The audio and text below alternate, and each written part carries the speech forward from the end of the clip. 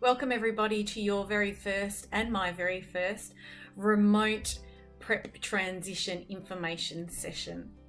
Ideally, we would love to have you on site. However, we all know that circumstances have hindered that for 2020. But we're going to work really hard to try and give you as much information as we possibly can and hopefully alleviate some of the anxieties that you as a parent of a student starting prep in 2021 may have. For those of you who haven't met me, my name is Shelley Parks and I have the privilege of being the head of junior school here at Oakleigh Grammar. When I'm not at Oakleigh Grammar, being the head of junior school, I'm a mum to two teenagers. I have a son who is about to embark on his VCE journey starting year 11, and his name is Max. And I have a daughter who is about to begin year 10 in 2021. So a little bit like you, I'm experiencing change, and in my world, it's a big change, which is exactly the situation you're in, just perhaps at the other end of the schooling journey. I have lots of questions. I feel anxious for my child.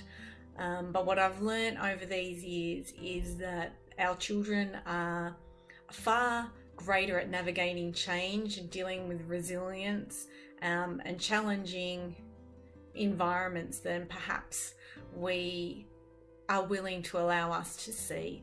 So I'm walking beside you. The age may be a little different, but I can assure you that I still have the same feelings that I had when my children started prep. Which brings me to, I guess, the first topic that I'd like to talk to you about this afternoon. And that is, I've been thinking about what is it I wanted to know when I had my children starting prep. So I reflected a little bit and I thought, what are the things that I wish I could have told myself or somebody had told me at the very beginning of their prep journey?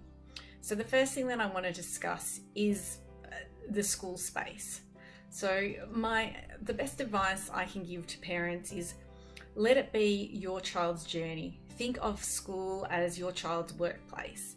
And just like us, this space provides opportunity to problem solve, take risks, feel success, and navigate relationships. It's really important that we can draw a line between how we see the space and how our child sees the space. So that's something that I would really encourage you to work on as a family, and allow your child to see that you have trust in the space, the school space that you have elected to send them to. And that then builds them with confidence and a desire to take risks and succeed in their school setting. And I actually think it's quite okay to say, this is your workspace. I go to work, or I do X, Y, and Z. This is your opportunity to do those things on your own and become independent because you're now school ready.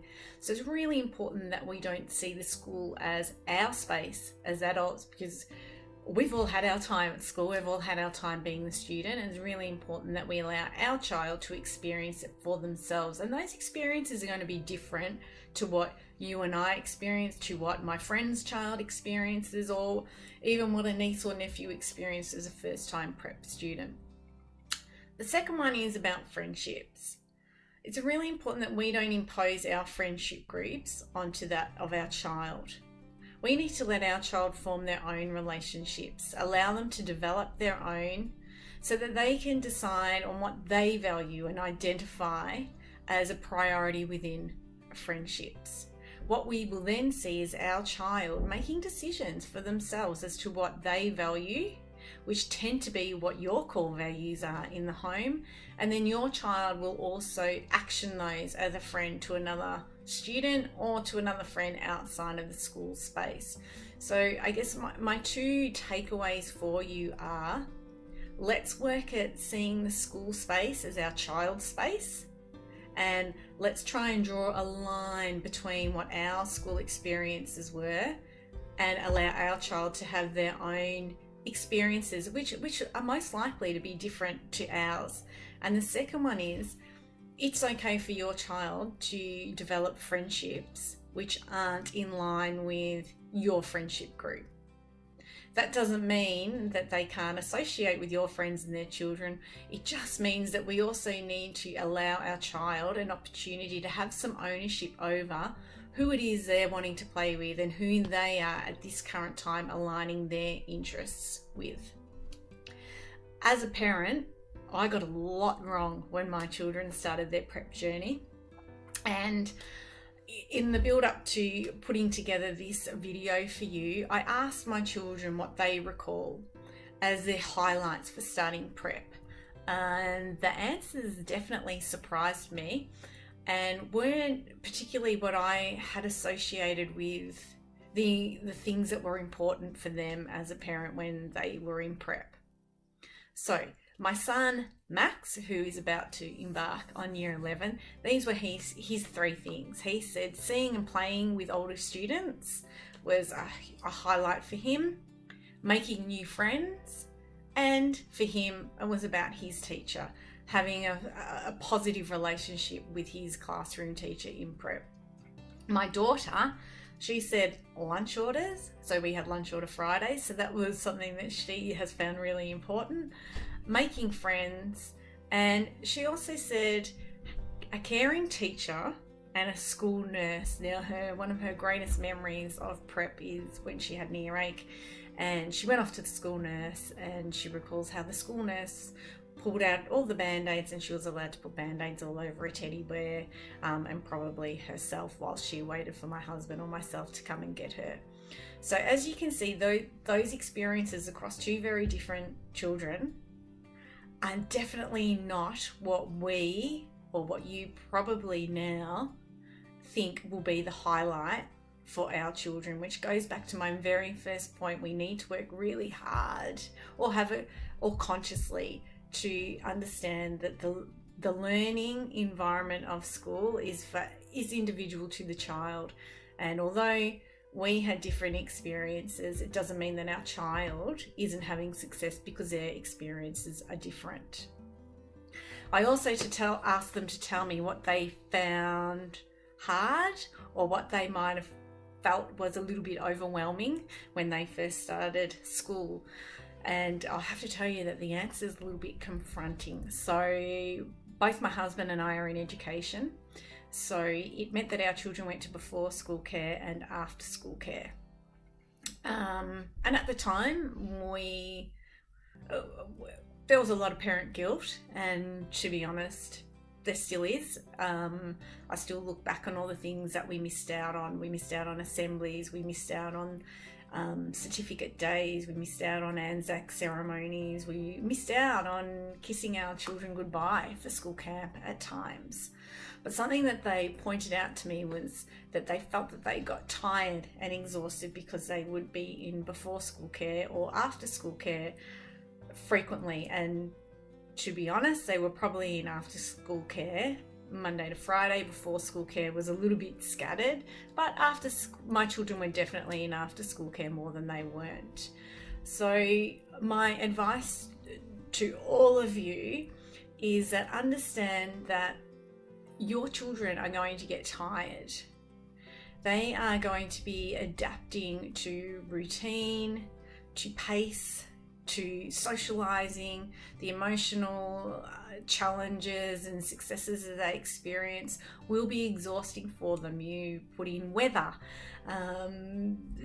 being able to navigate their day, going to the bathroom, eating their lunch, getting out resources to do their learning. All of those little things will exhaust your child. So it's really important that if you have a child who perhaps is in aftercare, that you make a conscious effort to ensure that they have downtime at home, they have that passive play. What it might mean is looking at what extra activities you have in place for your child currently.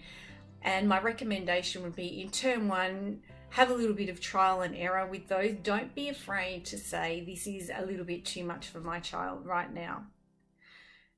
Our children are like little sponges, in particular in that prep to year 2 phase. So it's really important that they get lots of rest. They get a lot of play. So pull out the Lego, allow your child to draw, let them be creative. It doesn't always have to be an activity that is formalized or organized through you. So I guess that's something that I've learned from my children, that they were tired. So after school care, they came home. It was really important to them that they had that downtime. So the 3 takeaways of my discussion with you today are: let's try and help our children see the schoolyard as their space and their place of work. It's where they can take risks, where they can be challenged, where they can succeed, and where they can celebrate. The second one is, let's work really hard to allow our child to navigate their own social setting. Let's watch them and support them as they navigate new friendships and how they transpire and turn them into establishing their own values for what they consider a good friend to be and how they might consider a good friend to act. And the third one is to be aware of the pace, the structure of the school day, and how this may take a little while for your child to build up that school stamina for. So don't be afraid to say, at this point in time, we're going to put swimming off for a little bit, or we're not going to do the bike ride that we might do every day after school, and allow your child to just have some passive time, whether that be watching something on TV, building with their Lego, doing a drawing, playing with a sibling. Thank you for joining me today. I look forward to discussing some different elements of the prep program with you over the next coming weeks. Please don't hesitate to contact me if you feel that you require a greater conversation or some further information about prep and what it might look like for your child in 2021. Stay well and thank you. Hi everyone, my name's Fiona Bodenett and I'm the school counsellor here at Oakleigh Grammar. It's a shame I can't meet you in person, but given this crazy year we're having, it's great that we can at least meet like this. I remember well when my own children began school, and it's a very exciting and very memorable time, but it's also one that's filled with mixed emotions for both you and your child. It's one of the big milestones in life, that's for sure. So if this is your first child beginning school, then you may be a little bit anxious about all the unknowns of what lies ahead. So over these sessions, hopefully between myself and the others, we'll be able to address some of those worries or concerns for you. So firstly, let's talk about some things to do between now and the beginning of prep next year, which will go faster than you can imagine. Even in lockdown, it will go quickly. So if you haven't already had a chat to your child about school, then obviously do that. Start talking about school and what they can expect so that when they do arrive next year, they've got a little bit of a feel for what it might be like. Start fostering some independence. For example, let them get dressed by themselves, go to the toilet by themselves, wash their hands, unwrap food, open drinks and all those sorts of things. It's surprising how many kids in prep, don't know how to put the straw in their drink bottle and all those sorts of things. So start doing some of those things. Explain the importance of closing the toilet door when they go to the toilet, if they don't do this already, because obviously at school it's a good idea to have the door shut. Invite other children from the class over to play, if we can, or at least meet up at the park over the summer holidays. Start speaking positively, I'm sure you are anyway, but speak positively about starting school and settle any irrational or anxious concerns that they might have. And try not to project any of your own if you have some.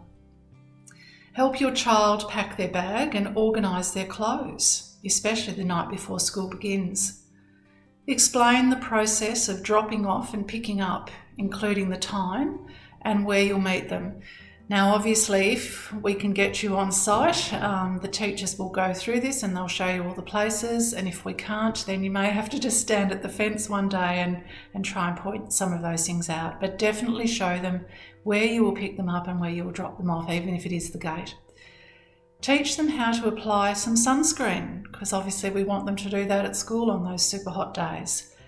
And drop your child off to family or friends for a few hours play here and there and leave, especially if that's not something you've done already. So get them used to being away from you. So how may your child be feeling? Well, most children, of course, will feel nervous and unsettled about the idea of starting school because it's a big unknown and they haven't done it before. And that's a big step for them, especially if they are the eldest child in your family. But also, it is easy to assume that if they are a younger child, so if they've already got a sibling at school, it's easy to assume that they're familiar with school and therefore not nervous. But not necessarily, as each child is different and school is quite a different place when you are not there with them. And I must admit, I made this mistake with my second child. My son had been at school for 4 years. I was a teacher at the school. My daughter was used to going there every day, picking up and dropping off my son, etc. So when she started school, I hadn't realised that I hadn't really explained things to her. I just assumed she knew. And it was the third day at school she came up to me on yard duty and said, "Mum, this has been fun, but when do I go back to kinder?"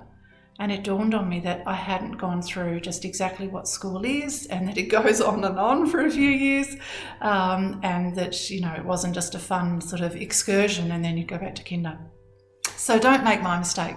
If your child is a younger sibling, please explain to them also, even if you think they know, explain to them what school really is and that it is something that you're going to do every day. Obviously, as I said, familiarise yourself and your child with the school if you're able to come on site. Now, obviously, the teachers will go through this and they'll take them around and show them where the classrooms are and the toilets are and the playground, etc. But if you can come on site, double up on that and just really make sure they know where all those places are, because that will obviously help them feel more settled. They will likely feel a little overwhelmed with all the new children around them, especially, that first half an hour when we have all the kids coming into the prep classroom and there's parents and there's photos and some kids are a little upset, some parents are upset. It can be quite an overwhelming sort of half hour and it's very busy and a little bit noisy. So explain all of that to your child as well, that that's what that will be like. And then, of course, all the parents will leave.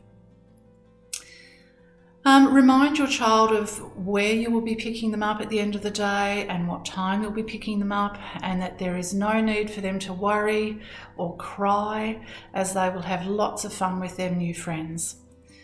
You'll be surprised, most children will transition into the prep day without any worry at all, and there'll be a couple that are more anxious, and both are very normal, of course.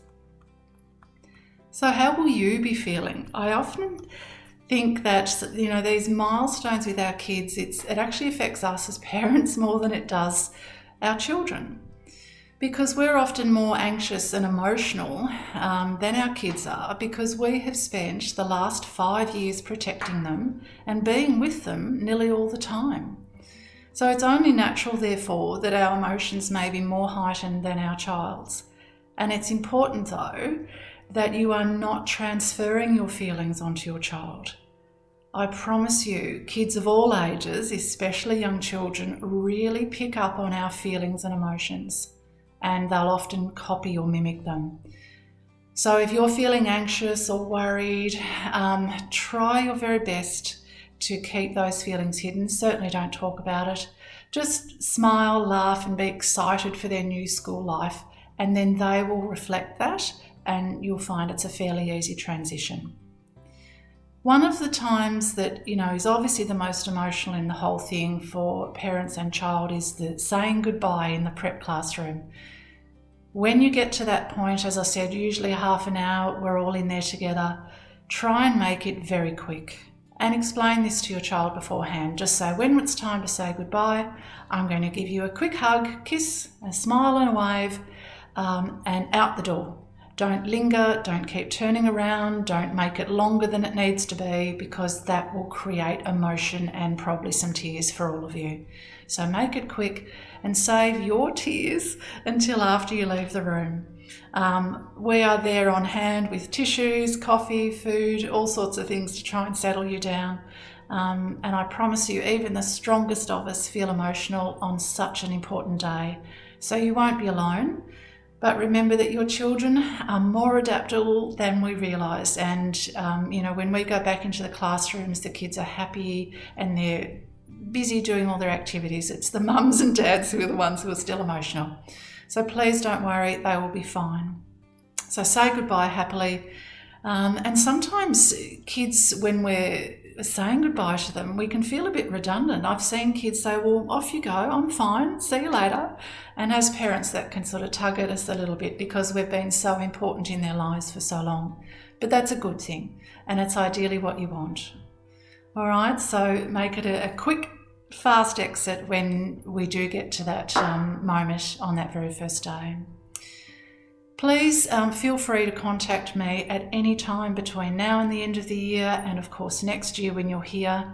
And the easiest way is just to email me, counsellor@oakleighgrammar.vic.edu, or call reception. Sorry, I think I've just got that email wrong. Just call reception if you need to get in touch with me, and we will organise a time to meet up. I'm here to help you, obviously your child. I'm here to help parents with any parenting, so please feel free to ring. All right, take care everyone. I look forward to talking to you again in our next session. Bye for now. Hello, my name's Vicky Keat and I'm the First Aid Officer here at Oakleigh Grammar. This is the First Aid room, located just to the right as you come into reception. This is where your child will come if they've hurt themselves or they're feeling ill during the day.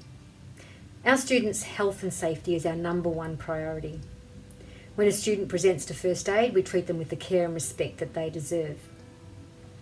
Sometime in the first week, the class teacher will bring them over to visit First Aid so they know where it's located and to meet me.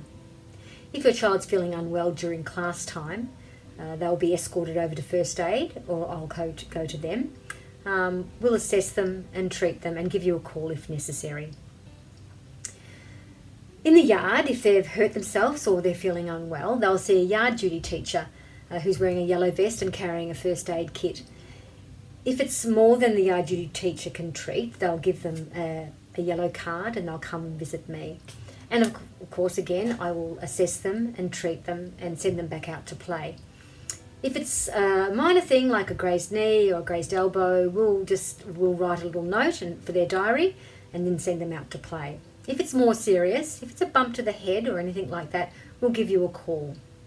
Again, if it's more serious than that, we will call an ambulance and then give you a call. Preppies like to come and visit. We call them frequent flyers. Some come a lot to visit. While I love to meet all the preppies and see them, we don't want them coming unnecessarily to First Aid. If I find that I've got a child that's coming all the time, with injuries or without, I will discuss this with the teacher and give you a call as to the reasons behind the visit. It's best if we have some spare clothes in your child's school bag, if they have a toileting accident or fall over in the wet. It's best that they have their own, they feel more comfortable. They can get changed here behind the curtain or in the bathroom, and then when they come out, I can help them with their shoes and jackets and socks and things that might be a little bit harder. So it might be a good idea to practice that your child can take off their clothes and underclothes and then change them themselves. If your child needs showering or washing, I will give you a call for you to come and collect them. It's vital that we know of any medical conditions, so please let us know. Also, it's a good idea to tell us if your child's had any broken bones before. It's vital that we have all the correct phone numbers and for you and for your emergency contacts in case of an emergency. I look forward to meeting all the families for 2021 and to meet the preppies. Please don't hesitate to give me a call if you have any concerns, and we'll see you next year.